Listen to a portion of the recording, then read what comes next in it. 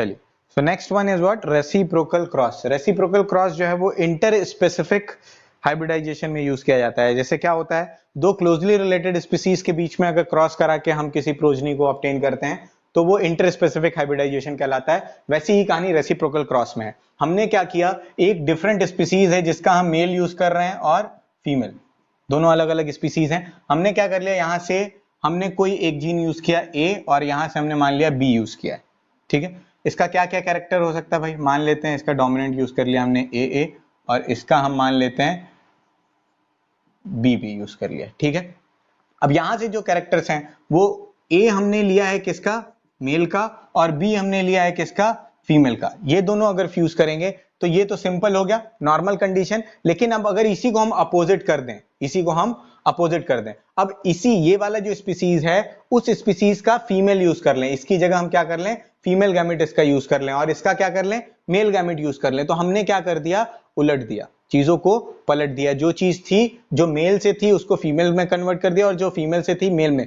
Organism का gender नहीं change कर रहे हैं, ध्यान रखिएगा। यहां पे हम क्या कर रहे हैं, ये जो हम बोल रहे हैं इंटर स्पेसिफिक हाइब्रिडाइजेशन है, दो अलग अलग स्पीसीज है, ये स्पीसीज नंबर 1 है, ये स्पीसीज नंबर 2 है। तो इस स्पीसीज में मेल भी होते होंगे और इस स्पीसीज में फीमेल भी होते होंगे, यहां भी इस स्पीसीज में मेल भी होते होंगे और फीमेल भी होते होंगे। तो इस बेसिस पे हमने क्या किया, पहले केस में क्या किया, मेल और फीमेल यूज किया था, और दूसरे केस में क्या कर रहे हैं हम कि मेल इसका यूज कर लेंगे और फीमेल इसका यूज कर लेंगे। तो अगर हम क्रॉस को पलट देते हैं, अपोजिट कर देते हैं, मतलब सेक्स चेंज कर देते हैं उस स्पीसीज का, तब हम क्या कहते हैं, इसी क्रॉस को रेसिप्रोकल क्रॉस कंसीडर किया जाता है। तो ये टाइप ऑफ क्रॉस में आखिरी था, ये रेसिप्रोकल क्रॉस। और बेसिकली इससे क्वेश्चन कम बनता है, कुछ बनता ही नहीं है। बस ये ध्यान रखिएगा कि अगर हम ऑर्गेनिज्म जो है ए का अगर मेल यूज किए तो सेकंड टाइम में उसका फीमेल यूज अगर कर लेते हैं तो इसी को हम रेसिप्रोकल क्रॉस कंसीडर करने वाले हैं। होप सो बात समझ में आई होगी। अब बात करते हैं हम वेरिएशंस फ्रॉम मेंडल्स प्रिंसिपल। जो मेंडल का प्रिंसिपल था उससे क्या क्या चीजें अलग अब देखी जाने वाली है उसकी बात करते हैं। तो यहां देखेंगे हम इनकम्प्लीट डोमिनेंस और कोडोमिनेंस की बात। वेरिएशंस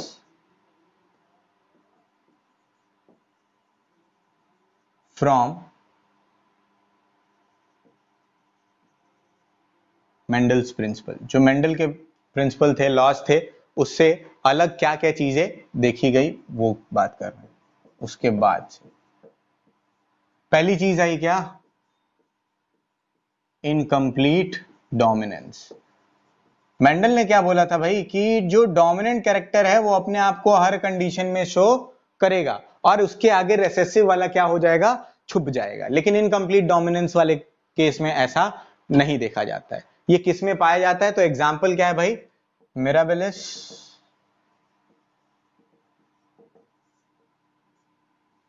जलैपा, इसको हम 4 o'clock प्लांट भी बोलते हैं। इसी प्लांट का अनदर नेम क्या है, 4 o'clock प्लांट। दूसरा आपका स्नैप ड्रैगन, ठीक है, स्नैप ड्रैगन को हम क्या बोलते हैं, एंटीरिनम।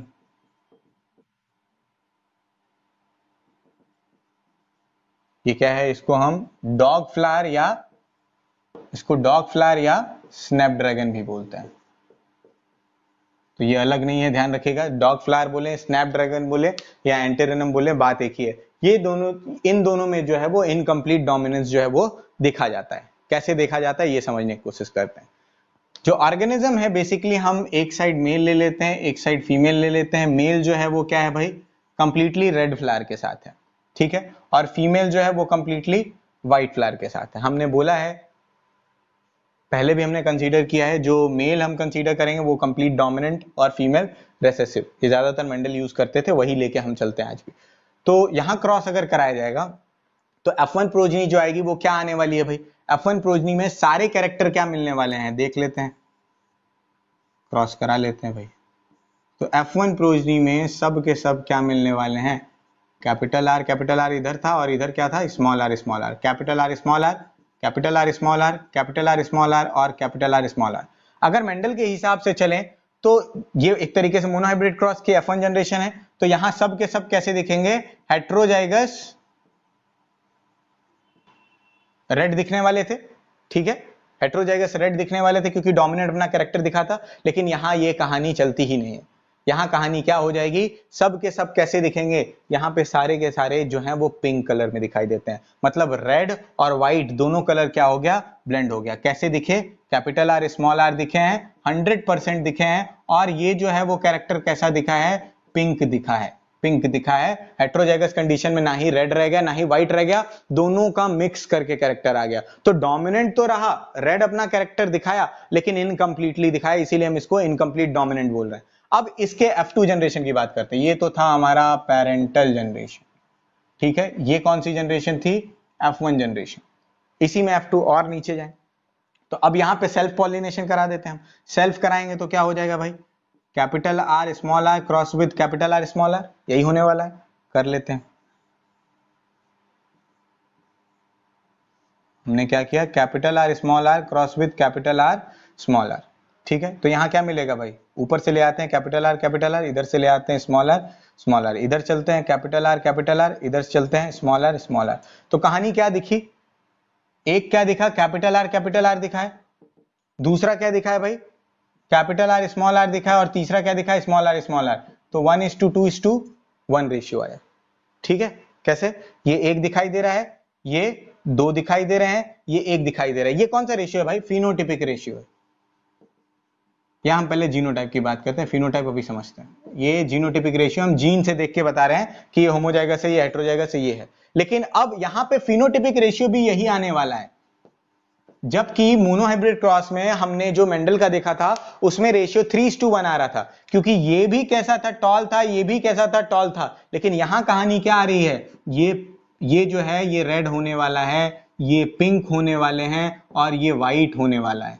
तो मतलब रेशियो वही का वही रहेगा, रेशियो जो है वो 1:2:1 ही रहेगा। तो ये भी क्वेश्चन बनता है सम टाइम कि कौन सा ऐसा क्रॉस है जिसमें फिनोटिपिक और जीनोटिपिक रेशियो दोनों सेम पाया जाता है और 1:2:1 पाया जाता है। तो वो कौन सा है भाई, ये इनकम्प्लीट डोमिनेंस है। इनकम्प्लीट डोमिनेंस में हम क्या देख पा रहे हैं, हम देख रहे हैं कि जो जीनोटिपिक रेशियो है और फिनोटिपिक रेशियो है दोनों सेम पाया जा रहा है।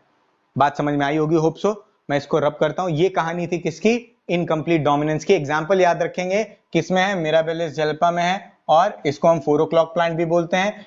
एंटेरिनम में है, जिसको हम डॉग फ्लावर या स्नैपड्रैगन बोलते हैं। हमने पेरेंटल जनरेशन जो ली थी वहां क्या था, एक कंप्लीट डोमिनेंट एक कंप्लीट रिसेसिव था। हमने क्रॉस कराया, क्या मिला, हेटेरोजाइगस कंडीशन मिली, जैसा मिलता था वैसा ही मिल रहा है, यहां भी जैसा मिलता था वैसा ही मिल रहा है।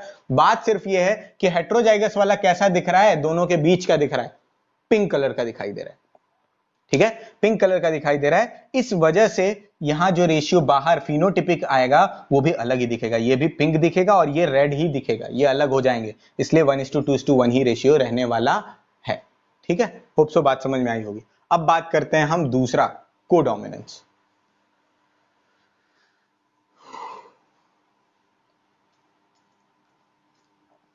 ये ध्यान रखिएगा कि यही वो क्रॉस है जिसमें फिनोटिपिक और जीनोटिपिक दोनों रेशियो जो है वो क्या पाया जाएगा, सेम पाया जाएगा, ठीक है भाई। दूसरा बात करते हैं हम को डोमिनेंस। नाम से ही पता चल रहा है, वहां इनकम्प्लीट था, मतलब डोमिनेंट वाला कैरेक्टर जो था वो क्या था, इनकम्प्लीटली अपीयर हो रहा था जब रिसेसिव के साथ आ रहा था। मतलब दोनों कैरेक्टर दिख रहे थे और आधा आधा दिख रहे थे, अपना अपना कैरेक्टर व्हाइट भी दे रहा था, अपना कैरेक्टर रेड भी दे रहा था, तो बीच वाला कैरेक्टर आया था कौन सा, पिंक आया था। यहां को डोमिनेंस का मतलब साथ में डोमिनेंट दिखाए जाएंगे, मतलब दोनों कैरेक्टर, दो अगर जीन आपस में हैं, दो कैरेक्टर अगर आपस में फ्यूज हो रहे हैं तो दोनों इंडिपेंडेंटली अपने आप को अगर शो करें, दोनों के दोनों पूरी तरीके से अपने आप को शो करेंगे, तो हम क्या बोलेंगे, इसको कोडोमिनेंस बोलेंगे। अब ये कोडोमिनेंस किस में पाया जाता है, ये बेसिकली स्किन कलर के लिए होता है, और किसमें, जो कैटल्स होते हैं उनमें। So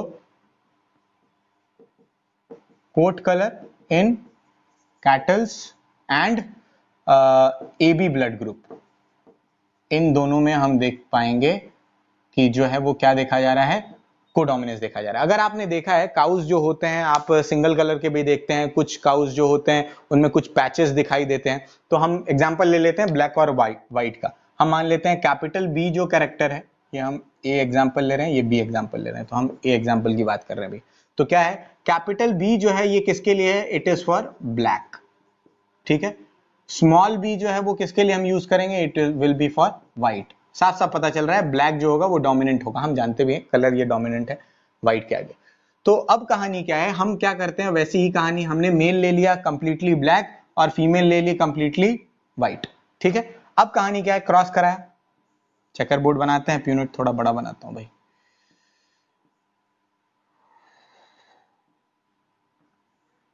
capital B small B small B, यहां से क्या आएगा, कैपिटल बी आया, ऊपर से यहां से भी कैपिटल बी आया, इधर से क्या आएगा, स्मॉल बी आया, स्मॉल बी आया, ठीक है। ये कहानी आई। यहां पे जो कैरेक्टर दिखाई देंगे ये कैसा दिखा भाई, चारों के चारों मतलब 100% कैसे आएंगे, हेट्रोजाइगस आएंगे। चीजें तो वही चल रही हैं सर, बिल्कुल वही चल रही है, मेंडल वाली ही कहानी चल रही है, लेकिन यहां अलग क्या चीज आ जाएगी, यहां कैरेक्टर रिसेसिव का भी नहीं छुपेगा और डोमिनेंट का भी आधा नहीं दिखेगा, दोनों के दोनों बराबर दिखेंगे। क्या होगा, ब्लैक काऊ हो जाएगी, मान लेते हैं ब्लैक काऊ हो जाएगी, व्हाइट पैचेस हो जाएंगे, या व्हाइट काऊ हो जाएगी और ब्लैक पैचेस उसके ऊपर आ जाएंगे। तो दोनों कैरेक्टर अपने आप को पूरी तरीके से दिखा रहा है, ऐसा नहीं है कि बीच का कोई कलर आ गया ग्रे कलर, कलर क्या आया, दोनों कलर आया, तो पैचेस दिखाई देंगे, तो दोनों कलर अपने आप को इंडिपेंडेंटली शो कर पा रहा है, और इंडिपेंडेंटली शो कर रहा है, that is why we can consider कि क्या दिखा रहा है, ये कोडोमिनेंस वाला कैरेक्टर दिखा रहा है, ठीक है। बात समझ में आई होगी। अगर यहीं हम F2 जनरेशन में चले आए, ये था हमारा F1 जनरेशन, अब बात करते हैं F2 की। F2 में क्या होगा भाई, क्या हो गया, capital B small B cross with capital B small B, selfing करानी है ना, तो capital B small B cross with capital B small B जब होता है, किसी का फोन है, एक सेकेंड आप लोग रुको बेटा। F2 जनरेशन में क्या हुआ, capital B small B cross with capital B small B, मतलब हम सेल्फिंग करा रहे हैं, सेल्फ। अब यहां क्या हुआ, कैपिटल बी यहां से आया, इसमें क्या आया, इधर से कैपिटल बी, इधर से स्मॉल बी, इधर से क्या आया, कैपिटल बी स्मॉल बी, और यहाँ क्या आ गया भाई, स्मॉल बी आया। यहाँ कहानी क्या है, कैपिटल बी आया, साथ में क्या आया है भाई, कैपिटल बी स्मॉल बी आया, और साथ में क्या आया है, स्मॉल बी आया। कहानी क्या दिखने वाली है, यहाँ रेशियो क्या दिखने वाला है, 1:2:1 दिखने वाला है। रीजन क्या है, यहाँ दिख रहा है क्या है, ये कैसे दिखाई देंगे, ये कंप्लीटली ब्लैक होगा, ये क्या दिखाई देगा, ब्लैक विद व्हाइट पैचेस, ठीक है, या व्हाइट विद ब्लैक पैचेस दिखाई देगा, ठीक है। और इसकी बात करें, ये क्या दिखाई देने वाला है, व्हाइट दिखाई देने वाला है, ठीक है। इस तरीके से ये कैटल में ये कलर जो होता है वो आता है। होप सो बात समझ में आई होगी। कैटल के बाद हम AB ब्लड ग्रुप की बात कर लेते हैं। बेसिकली आरबीसी के ऊपर क्या होते हैं, ये एंटीजन या एंटीबॉडीज पाए जाते हैं जो ब्लड के अंदर पाए जाते हैं। सो हम देखें क्या क्या चीजें हैं।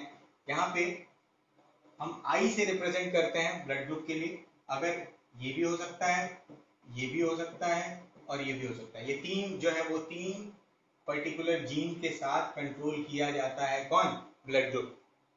अभी हम आगे पढ़ेंगे, जब हम इसके बाद अभी आगे पढ़ने वाले हैं क्या पढ़ेंगे, पॉलीजेनिक इनहेरिटेंस वगैरह, उन सब में भी यूज करेंगे इसको, हम समझने की कोशिश करेंगे। मल्टीपल एलेलिज्म में भी इसको हम पढ़ेंगे अभी, इसके बाद वाला ही टॉपिक है। अब यहाँ क्या हो सकता है कि ऑर्गेनिज्म में अगर AB ब्लड ग्रुप आ रहा है, तो हम जानते हैं कि AB ब्लड ग्रुप जो होता है अपना एक इंडिविजुअल ब्लड ग्रुप है। अगर यहीं पे देखें क्या क्या कैरेक्टर हो सकते हैं, एक तो हो सकता है IA IO, O जो होता है वो O क्या है, O जो है वो रेसेसिव है, ये दोनों क्या है, ये दोनों क्या है आपस में, ये दोनों डोमिनेंट है, ये दोनों क्या है, डोमिनेंट कैरेक्टर, दोनों के पास अपना अपना डोमिनेंट कैरेक्टर। ये अगर कहानी आती है तो क्या हो सकता है, ब्लड ग्रुप क्या होगा, ए होगा, हेट्रोजाइगस ए होगा, क्योंकि एक ए है और एक ओ है।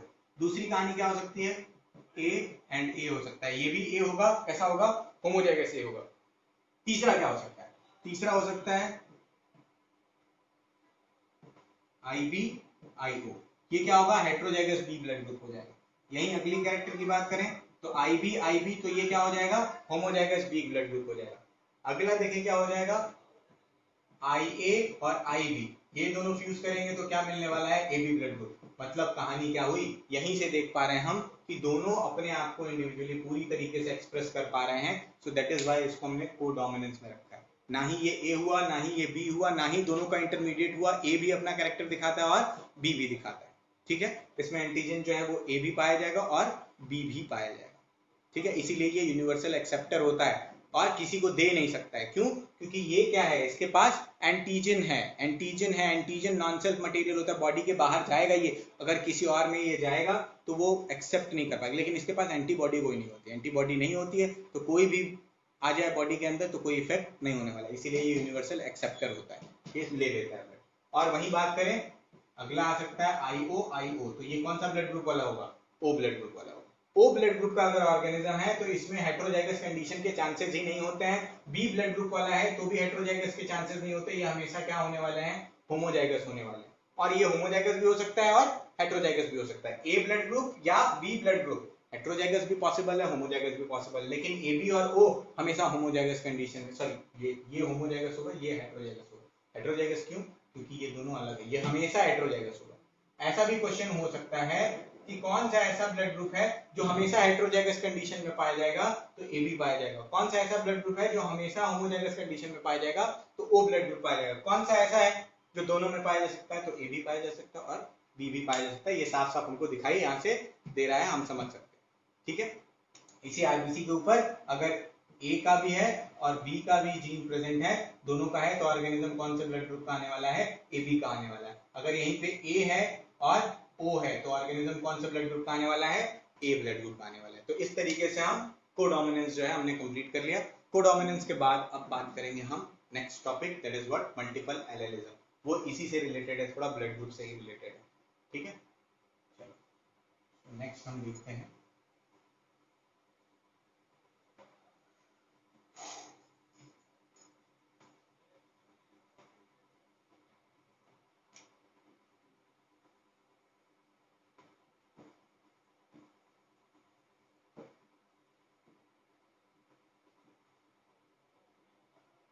एलिल क्या होता है भाई? The pair of gene together called as allele. Basically हम देख सकते हैं ये क्या हो गया, कैपिटल टी स्मॉल टी, ये दोनों एक साथ क्या है? एलिल्स हैं। एक पर्टिकुलर जीन क्या हो गया? टी हो गया, ये स्मॉल टी एक अलग अलग हो गए, ये दोनों साथ में कंसीडर किए गए एलिल। वैसे ही हम बात करें मल्टीपल एलिलिज्म क्या बताता है? मल्टीपल एलिलिज्म ये बताता है जब एक फिनोटाइप को, एक पर्टिकुलर फिनोटाइप को जब दो या दो से ज्यादा एलिल मिलके कंट्रोल करते हैं तो हम क्या बोलते हैं? उसको मल्टीपल एलिलिज्म बोलते हैं। नाम से ही पता चल रहा है एलिल क्या है? ज्यादा है, टू और more than two allele if control one phenotype. एक कैरेक्टर, एक फिनोटाइप के लिए अगर दो या दो से ज्यादा एलिल यूज किए जाएंगे, इसी को हम मल्टीपल एलिलिज्म बोलेंगे। जैसा कि हमने देखा कि एक से ज्यादा यूज किया गया था ना एलिल ब्लड ग्रुप में, ABO blood group system, ABO blood group system जो है, इसमें क्या कहानी आती है? ये भी यूज किया गया, ये भी यूज किया गया, ये भी यूज किया गया। कितने एलिल हो गए? 3 एलिल हो गए। तो सर ग्रुप में बताए थे, तो ग्रुप में हो सकता है ना, ये ए वाला भी हो सकता है, ए ओ वाला हो सकता है, ये बीबी वाला भी हो सकता है, बीओ वाला भी हो सकता है, ये दोनों मिलके ए बी वाले भी हो सकते हैं, ये जो हो सकता है ओ वाला होगा। ठीक है, तो कितने हुए? ये फर्स्ट एलिल, ये सेकंड एलिल, ये थर्ड एलिल, 3 एलिल मिलके कर रहे हैं। तो क्या हो गया? दो या दो से ज्यादा एलिल मिलके अगर दिखा रहे हैं, एक फिनोटाइप दिखा रहे हैं, मतलब ब्लड ग्रुप शो कर पा रहे हैं, तो क्या हो गया? ये मल्टीपल एलिलिज्म में हम इसको रख सकते हैं। क्या चीजें हम दिखा सकते हैं? अब पॉसिबल जीनोटाइप तो हमने अभी पिछले में ही देखा है, तो हम वही देख लेते हैं पहले कि हम पॉसिबल जीनोटाइप कितने होंगे और पॉसिबल फिनोटाइप कितने होंगे। ये मल्टीपल चॉइस क्वेश्चन में अक्सर पूछा जाता है।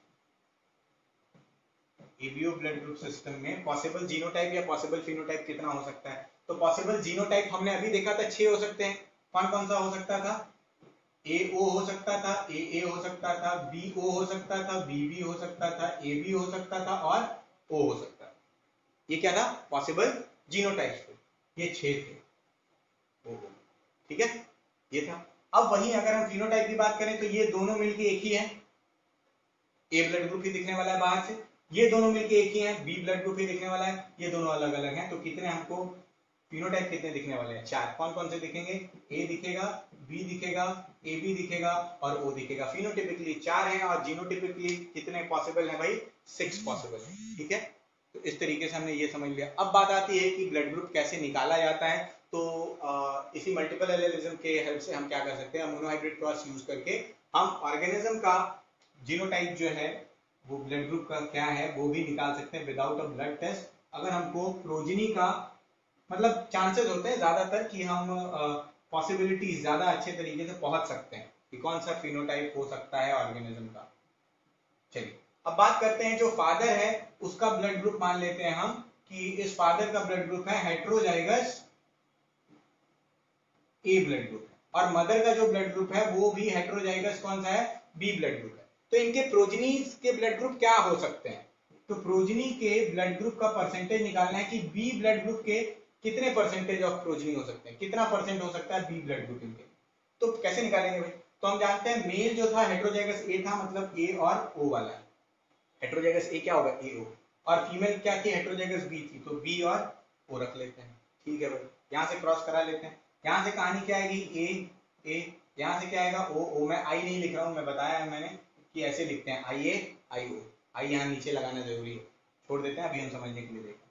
अब यहाँ से बी बी ओ ओ, तो कहानी क्या दिख रही है, ये ए बी होगा ना, तो ए बी ब्लड ग्रुप दिख रहा है, बी ब्लड ग्रुप भी दिख रहा है, ए ब्लड ग्रुप भी दिख रहा है और ओ ब्लड ग्रुप भी दिख रहा है। फिनोटिपिकली ये चारों दिखाई दे रहा है, और चारों दिखाई दे रहा है मतलब 1:1:1:1 का रेशियो है, और इस बेसिस पे अगर देखें तो बी ब्लड ग्रुप कितने दिखाई देंगे, 25% प्रोजनी में क्या हो सकता है, बी ब्लड ग्रुप पाए जाने के चांसेस है। तो ऐसा अगर इंडिविजुअल है तो चारों तरीके के प्रोजीन्स मिलेंगे।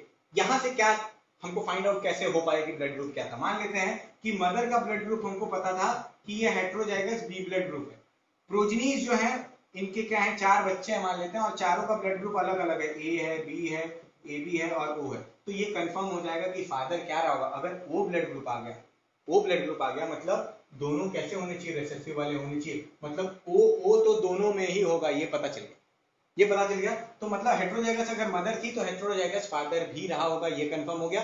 दूसरी चीज, अगर कहीं से भी ए वाला कैरेक्टर आ गया है मतलब ए ब्लड ग्रुप का फादर है, तो हेट्रोजाइगस ए ब्लड ग्रुप का फादर है, ये यहां से हमने ऑब्टेन कर लिया। इस तरीके से हम फाइंड आउट करते हैं कि किस तरीके से ब्लड ग्रुप निकाला जा सकता है। एक आपको देता हूं मैं, मान लीजिए यही कर लीजिए आप, मेल जो है वो है ए बी ब्लड ग्रुप का, और जो फीमेल जो है वो हेट्रोजाइगस बी ब्लड ग्रुप है, फीमेल जो है वो हेट्रोजाइगस बी ब्लड ग्रुप है। आपको बताना है कि बी ब्लड ग्रुप का परसेंटेज क्या होगा, बी का ही निकालिएगा, प्रोजनी में बी ब्लड ग्रुप का परसेंटेज क्या होने वाला है वो निकाल के बताइए, जल्दी बताइए, आंसर लिख के भेजिए तुरंत।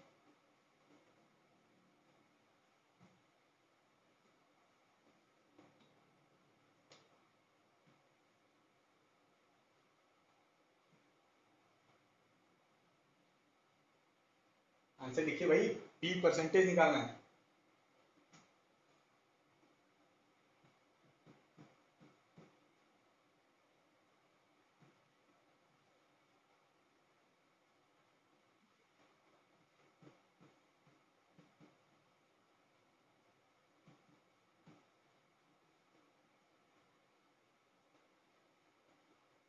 चलिए देखिए दीजिए भाई, समझ में आ गया क्या कहानी। ए बी दिख रहा है यहाँ पे, ये दिख रहा है, ये दिख रहा है और एओ दिख रहा है, मतलब ये दोनों कौन से ब्लड ग्रुप के होंगे, बी ब्लड ग्रुप के होंगे ना, मतलब 50% प्रोजनी क्या आने वाली है, 50% आने वाली है बी ब्लड ग्रुप वाली। रीजन हमको साफ साफ समझ में आ रहा है कि बी जो है वो 50% क्यों होगा, एक होमोजाइगस भी आएगा एक हेट्रोजाइगस भी आएगा, लेकिन चार में से दो क्या आ गए बी ब्लड ग्रुप वाले, दैट मींस 50% प्रोजनी जो है वो बी ब्लड ग्रुप की पाई जाएगी। इस तरीके से हम फाइंड आउट कर सकते हैं। तो इस जनरेशन में हमको साफ साफ दिख रहा है कि ओ ब्लड ग्रुप नहीं पाया गया है, ओ ब्लड ग्रुप कहीं नहीं पाया गया है। तो ऐसा हो सकता है कि दोनों इंडिविजुअल जो हों वो क्या हो सकते हैं, ओ ब्लड ग्रुप उसमें ओ वाला रिसेसिव वाला कैरेक्टर ना हो, या हो सकता है कि एक में ही हो, दोनों में होता तो चांसेस होते कि एक ओ ब्लड ग्रुप वाला दिख जाता। तो इस तरीके से हम मल्टीपल एलेलिज्म को समझ सकते हैं। अब आगे बात करते हैं भाई, मल्टीपल एलेलिज्म हो गया, अब प्लियोट्रॉपी क्या होती है वो समझते हैं।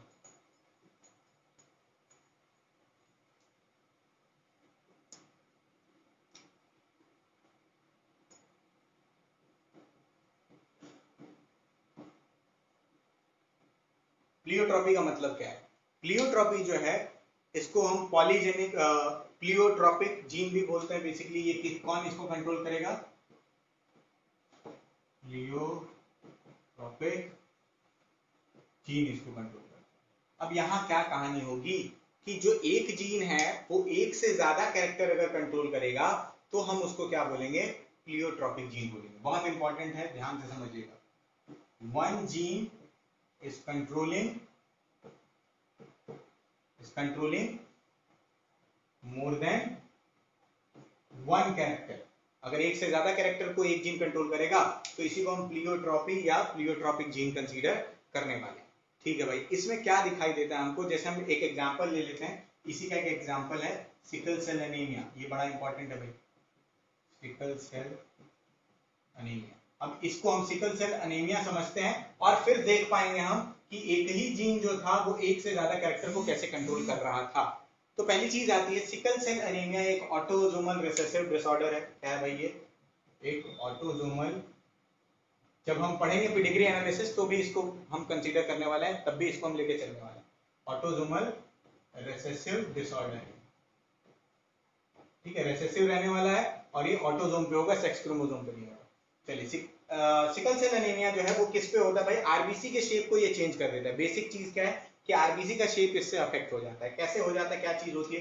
तो बेसिकली जो हीमोग्लोबिन है आपका, हीमोग्लोबिन पे 4 चेन पाई जाती है। हीमोग्लोबिन पे 4 चेन पाई जाती है। तो जो 4 चेन पाई जाती है वो क्या होती है भाई?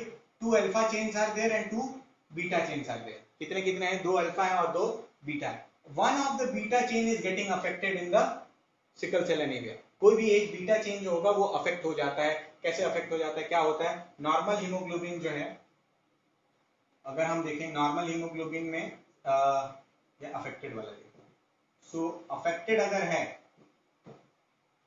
हीमोग्लोबिन या आरबीसी बेसिकली अफेक्टेड अगर है तो क्या चीज यहां दिखाई देगी कि बीटा चेन जो है इसमें हो जाता है पॉइंट म्यूटेशन। कौन सा म्यूटेशन होगा भाई? पॉइंट म्यूटेशन होगा, मतलब माइनर म्यूटेशन होगा। सिर्फ एक चीज में चेंज आएगा, एक चीज चेंज आएगा। बीटा चेन में पॉइंट म्यूटेशन होता है किस पर्टिकुलर जो उस पे अमीनो एसिड पाया जाता है, तो 6th अमीनो एसिड। तो 6th पोजीशन पे जो अमीनो एसिड पाया जा रहा है, बीटा चेन के 6th पोजीशन पे जो अमीनो एसिड पाया जाता है वो क्या हो जाता है? उसमें पॉइंट म्यूटेशन हो जाता है। और 6th पोजीशन पे बेसिकली पाया कौन जाता था? यहां पाया जाता है वेलाइन। अब इस वेलाइन की जगह क्या आ जाता है? ग्लूटामिक एसिड आ जाता है। क्या आ जाता है? Glutamic acid. कहां की बात कर रहे हैं हम? हीमोग्लोबिन के एक किसी बीटा चेन में 6th पोजीशन के अमीनो एसिड पे पॉइंट म्यूटेशन आता है। एक जेनेटिक कोड चेंज हो जाएगा और जेनेटिक कोड चेंज होने की वजह से अमीनो एसिड बदल जाता है। हम जानते हैं वो ट्रिपलेट में होते हैं, चेंज हो जाता है। तो वेलाइन जो है वो किस में कन्वर्ट हो गया? Valine is converted into glutamic acid. और ग्लूटामिक एसिड में अगर ये आ गया, दैट मींस व्हाट कि ये चेन जो है वो अफेक्टेड हो गई। छोटा सा म्यूटेशन हुआ, इसीलिए पॉइंट म्यूटेशन कंसीडर कर रहे हैं। पॉइंट म्यूटेशन हुआ, ये चेन अफेक्टेड हो गई। क्या आ गया? ग्लूटामिक एसिड आ गया। किसकी जगह? वेलिन की जगह। इसके रिजल्ट से क्या हो जाता है? आरबीसी का जो शेप है, आरबीसी का शेप जो है वो चेंज हो जाता है। आरबीसी का शेप कैसा होता है भाई? बाइकॉन्केव या we can say disc shape का होता है। ये कन्वर्ट हो जाएगा, चेंज हो जाएगा किसमें? It will change into the sickle shape. किसमें कन्वर्ट हो जाएगा? आरबीसी का शेप किसमें कन्वर्ट हो जाने वाला है? सिकल शेप में कन्वर्ट हो जाने वाला है। तो पहली चीज यहां चेंज आ गया, क्या कि आरबीसी का शेप बदल गया। ठीक है, मोर देन वन कैरेक्टर की बात की हमने। पहला काम हो गया, आरबीसी का शेप चेंज हो गया। और आरबीसी का अगर शेप चेंज हो जाता है, सिकल शेप में हो जाता है, सिकल शेप होने का सीधा सीधा मतलब है क्या कि वो जो उसका ऑक्सीजन कंबाइन करने की कैपेसिटी है वो भी क्या हो जाएगी? कम हो जाएगी। तो दो कैरेक्टर सिंपल सिंपल हमको दिखाई दिए कि ऑक्सीजन कंबाइनिंग कैपेसिटी को भी कंट्रोल किया और आरबीसी के शेप को भी कंट्रोल कर रहा है। बीटा चेन का 6th पोजीशन पे ही पॉइंट म्यूटेशन होने के रिजल्ट से ऐसा हुआ है। तो नाम सिकल सेल एनीमिया क्यों बोला? क्योंकि यहाँ पे जो आरबीसी होता है वो कैसा हो जाता है? सिकल शेप में कन्वर्ट हो जाने वाला है। फिर से ध्यान दें, क्या चीज हुई है? वेलाइन की जगह क्या आया है? ग्लूटामिक एसिड आया है। वेलाइन की जगह क्या आया है? ग्लूटामिक एसिड आया है। किस पोजीशन पे हुआ है? 6th पोजीशन के अमीनो एसिड पे हुआ है। क्या हुआ है? पॉइंट म्यूटेशन हुआ है। कहां पे? बीटा चेन में। किसकी? हीमोग्लोबिन की। कहां पे? आरबीसी में।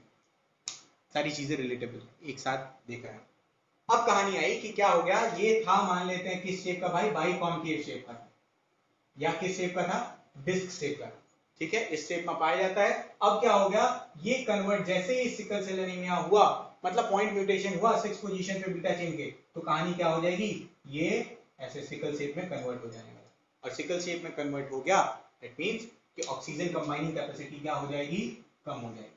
अब ये कैसे होता है भाई, तो इसको रिप्रेजेंट करने के लिए हम क्या करते हैं, इस तरीके से लिखते हैं। HbA अगर लिखा, मतलब ये क्या है, इसके ऊपर A लिखा है, मतलब ये नॉर्मल वाली कंडीशन, ठीक है, A लिखा। अगर इसी के ऊपर HbS लिख दिया, तो मतलब ये सिकल शेप के लिए ये वाला जो है जीन वो रेस्पॉन्सिबल होगा, सिकल शेप RBC। अब यहाँ रिजल्ट क्या हो सकता है, दोनों मिक्स होंगे, दो दो कैरेक्टर रहेंगे। अब कहानी क्या है, HbA और HbA, अगर ये कैरेक्टर मिला, दोनों पूरी तरीके से AA वाले हैं, तो ये क्या होगा, पर्सन कैसा होगा, नॉर्मल रहने वाला है, इसके में सिकल सेल अनीमिया नहीं पाएगी। अगर यही कहानी हो गई HbA और HbS, तो ये पर्सन अफेक्टेड होगा, सिकल शेप अनीमिया से क्या होगा, अफेक्टेड होगा। ठीक है, दूसरी चीज देखें, अगली क्या कहानी है, HbS हो सकता है, ये भी हो सकता है होमोजाइगस कंडीशन में। तो इस केस में पर्सन सर्वाइव ही नहीं करता है, ये सर्वाइव ही नहीं कर पाएगा, तो ये सर्वाइव नहीं करेगा। हेट्रोजाइगस कंडीशन में होगा तो अफेक्टेड होगा, थोड़ी सी उसको ब्रीदिंग प्रॉब्लम आएगी, ब्रीदिंग प्रॉब्लम उसको आएगी।